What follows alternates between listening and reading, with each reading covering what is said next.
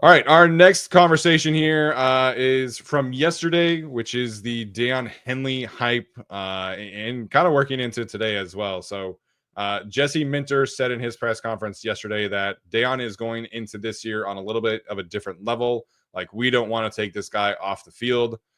He ended an interception yesterday, which was like his own interception, and then today he had a tip drill interception where Dante Jackson and Denzel Perryman kind of met at the receiver. Ball went up in the air. Deion Henley gets the interception.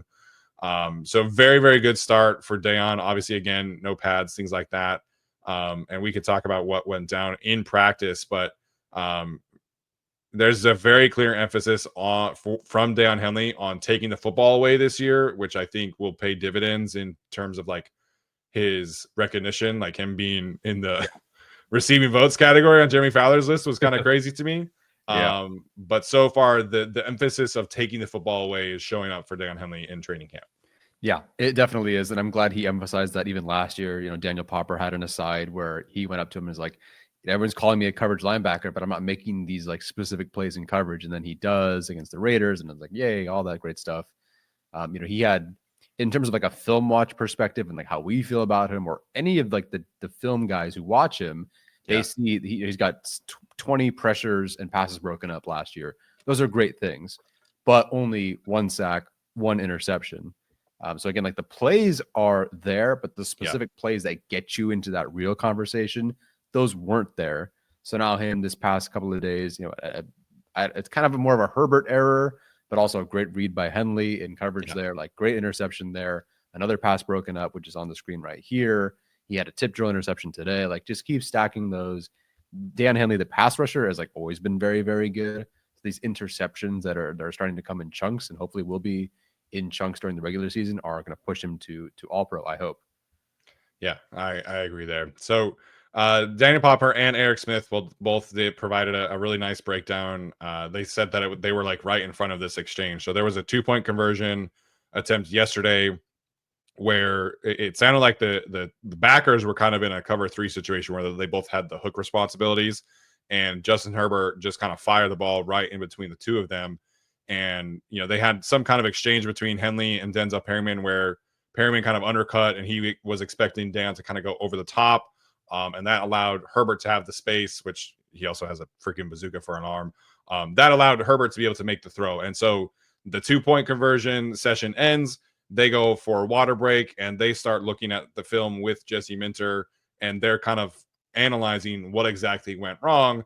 And then when they get back into a starter on starter situation, the same exact situation occurs. You have kind of a crossing pattern over the middle, and Deion Henley is right in perfect position to get the interception. And Minter was asked about that exchange afterwards, and he said that Deion is just like the attention to detail from Deion this year has really ratcheted up a notch, and he's just really seeking to take that next step. He's doing the necessary work from a film watch standpoint. He's becoming a leader on defense, as we've heard. And I think like this is the difference, right? Like these are the margins you have to work with to go from a really good starter to an all-pro player. And right now it's great news that Deion is doing these extra things. He has the mentor with Denzel Perryman. He has a great defensive coordinator. He has Derwin James, all pushing him to take this next step. And again, so far so good. And I do think this is going to carry into the season, obviously, as we've talked about. Really the sky is the limit for Deion Henley. Yeah, very excited to see where he goes. Thankfully, a 3rd-round pick that has paid off. Also can't see it. Like a player that you and I like felt pretty good about. Not that we had a 1st-round grade on him, but like you could see what he could do. He just had to get there. Thankfully, he has Jesse Minter as his coach these past couple of years, and clearly Navarro Bowman, of course. And that's just pushed him to this status. And everything just seems to be coming together. Clearly, like the talent was there. I think for the most part, everyone liked him as a prospect. Clearly good in coverage, has a great coach, has a great position coach, has a great defensive coordinator, has Derwin James working with him.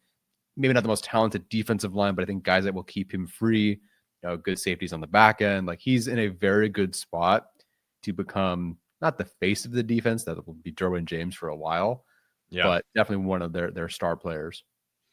Yeah, but I do think it's trending towards him being the one after that. Derwin and Khalil right now are the two faces, and then in an ideal world, Deion and Thule kind of become like the next two there. So we haven't heard a ton about Thule yet. There's been no pads, things like that. The Chargers players will get to do some one-on-one work on Monday.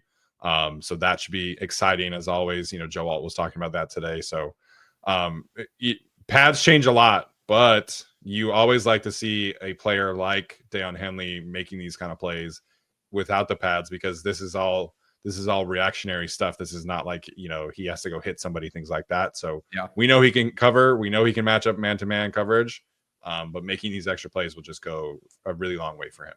Yes. We'll have to pass up Frankie Luvu's 42 pressures and 9 sacks last year. Which, like, I don't know if that's going to happen again, but we'll see.